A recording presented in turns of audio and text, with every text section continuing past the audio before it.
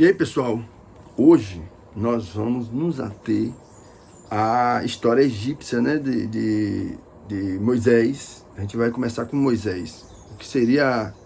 Por que Moisés? Moisés, ele é considerado...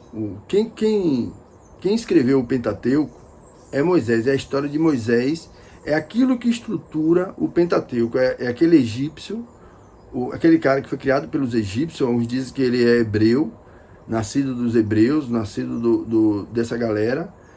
Outros pelo nome Moisés, seis letras, seria um nome de filho egípcio, o filho egípcio. Eu acho que isso pouco importa essas minúcias, sabe? As pessoas ficam querendo encontrar chifre na cabeça de cavalo, é aquela história, né? Então, assim, isso pouco importa. O que é que importa realmente é o sentido do que é isso. O que é o nascimento desse ser que está no Êxodo, né? Começa em Êxodo. E a gente vai começar com Moisés, falar do Egito, porque essa história que tem início lá no Egito, com a entrada dos pais da fé, né? Quem entra é Jacó com seus filhos, aí ficam lá, se multiplicam por muitos anos, e aí Faraó decide, chama as parteiras e fala assim: olha, se nascer homem, vamos matar esses meninos, jogar no rio e matar, porque eles estão se multiplicando muito, estão ficando mais numerosos do que a gente. Então, a gente precisa matar dos que estão desiguais. Eu não quero que a gente ache que há uma relação aqui de povos distintos. O que há é humanos que, através de alguns valores, de alguma ideia, de concepção, de nascer em um lugar, de ter algumas características físicas, eles se acharam na condição de os filhos dos outros, ele achar que tem que matar, porque esse filho do outro humano não é dos meus semelhantes e pode me atacar em algum momento. Dentro da ideia da psicanálise, o Édipo, ele se estrutura entre os filhos do próprio pai. Não é de um distante, é do próprio pai. O filho do próprio pai, ele tem que se voltar contra o pai para se tornar independente. Se Moisés for o filho de Faraó, ele precisa enfrentar o Faraó, o rei egípcio, para ele se tornar independente. E ali, essa narrativa que é muito comum no mundo antigo, é que o pai, muitas vezes, tenta engolir os filhos, matar, destruir, para que ele não venha perder o espaço do seu reinado. Porque ele vê que ele conseguiu o espaço do reinado e ele não quer perder isso. Aí imagina um filho, se ele crescer, ele vai tomar meu espaço. Então, em algum momento, o faraó não quer que surja essa criança, que venha tomar espaço. Só quer que tenha mulheres, só mulheres no mundo. Só pode nascer fêmea, se ele vai ser o único macho, então ele vai reproduzir somente dele. Isso é importante porque, em muitos momentos, a relação entre o Egito e Israel é nomeado para poder dizer que há formas distintas de relação de poder. Não é o Egito como a civilização egípcia, o país até hoje existe, né? O país Egito. Nosso inimigo não é o Egito, a forma egípcia de viver, o povo egípcio.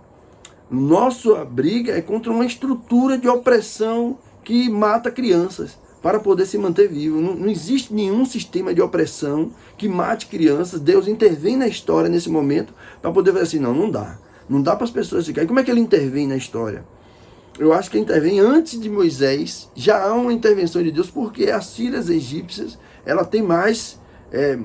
as parteiras dizem que elas parem muito rápido. Então, a gente vê, e até hoje, como a pobreza, a escassez não impede a vida de frutificar, de aflorar. E às vezes, alguns países onde intelectualmente desenvolveram civilizações, eles não têm mais filhos, não têm mais seres, aí estão criando animais, outra relação, e essa relação com os outros animais, com outro mundo de vida, de valores, estão perdendo espaço para aquele que tem mais filhotes, que tem mais filhos. Aí começa a ter raiva, dizendo que o pobre isso, que o pobre aquilo, que a África isso, a Europa mesmo. Hoje, boa parte da Europa é negra por causa da multiplicação dos povos e a desigualdade que gerou a forma Europa de dominação da África, gerou a desigualdade.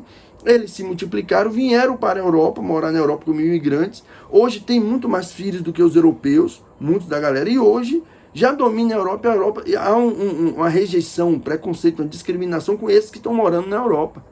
Que agora, se a gente pensar, essa estrutura egípcia, ela é hoje planetária. Porque é a imigração de povos que estão imigrando de lugares para outros por causa da desigualdade. E quando ele chega no lugar de outro, em algum bairro que é mais nobre, alguma situação, você conhece assim, aqui já não ficou da elite, elitizado. No filme O Alto da Compadecida, o bispo e o padre, assim, quando ele morre, chega lá no céu, assim, deve ter um lugar para os eclesiásticos aqui. Eu acho que as pessoas às vezes pensam nisso, que deve ter um lugar que os ricos, aqueles que têm mais poderes no mundo, viverão melhor do que o outro, porque as condições são as mesmas da vida. E às vezes aquilo que é mais imprescindível à vida, que é levar seus semelhantes à existência, esses que têm a riqueza não estão tendo, porque eles estão preocupados, sabe? Aquilo que vai ser a Babel, o sistema piramidal, de subir, alcançar o céu, chegar no topo. Isso não é linguagem, cara. Esquece essa linguagem aí de chegar ao céu, sistema piramidal, oprimir gente, matar crianças para você sozinho reinar. Isso não tem nexo com a realidade da vida, com a experiência do que é viver.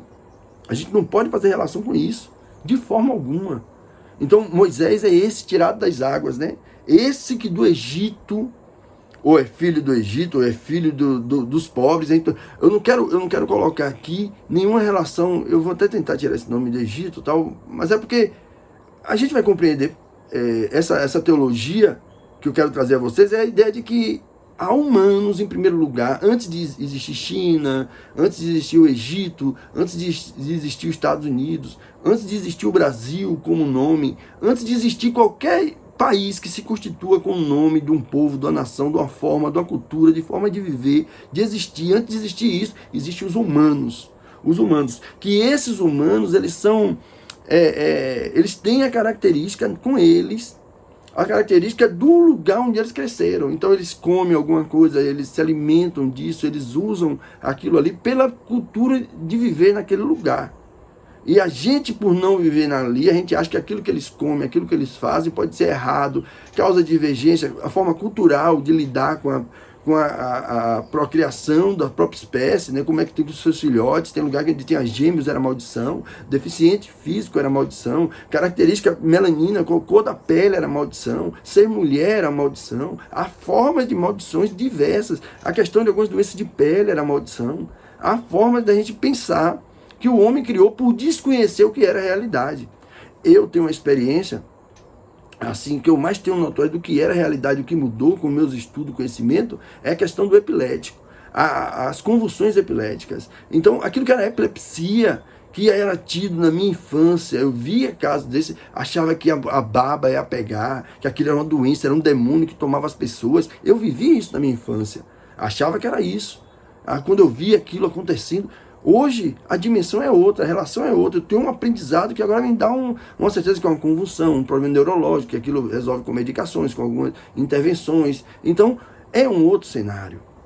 Mas a ignorância nos faz ver um mundo diferente. Então essa ignorância que fez Faraó se apegar à ideia da estrutura, um soberano, começou a ver os outros como não são meus semelhantes. E aí vai nascer uma criança. Essa criança tirado das águas, esse filho que é tirado das águas, ele vai se comover porque ele é um ser de fronteira. Mesmo sendo criado no palácio, mesmo toda a estrutura da realeza, ele vê a vida com a discrepância do que aquilo que sustenta a realeza é aquilo que oprime o outro ser humano, um outro semelhante. Aquele a quem eu também sou povo. Eu sou desse povo e eu vou me intervir nessa história. É a história de Moisés do Egito. A gente vai começar por Moisés, com essa história linda, né? Falando do sol de Moisés. É essa história que está na Bíblia, velho. Isso é de uma riqueza imprescindível à nossa existência. Então, essa aí é o capítulo 1 de Êxodo, né? Que o faraó ordena que lance no Nilo todo o recém-nascido, mas deixe viver as meninas. Êxodos 1, capítulo 22. Esse é aquele que vai ser tirado das águas, é que vai ser a grande diferença na nossa relação. Esse vai constituir uma forma de vida diferente dessa de poder somente por poder, riqueza por riqueza, estrutura por estrutura. Nenhum ser humano é dono da vida de outro ser humano, ninguém. Um abraço, gente boa. E continue aí que a gente vai contar essa história toda, viu?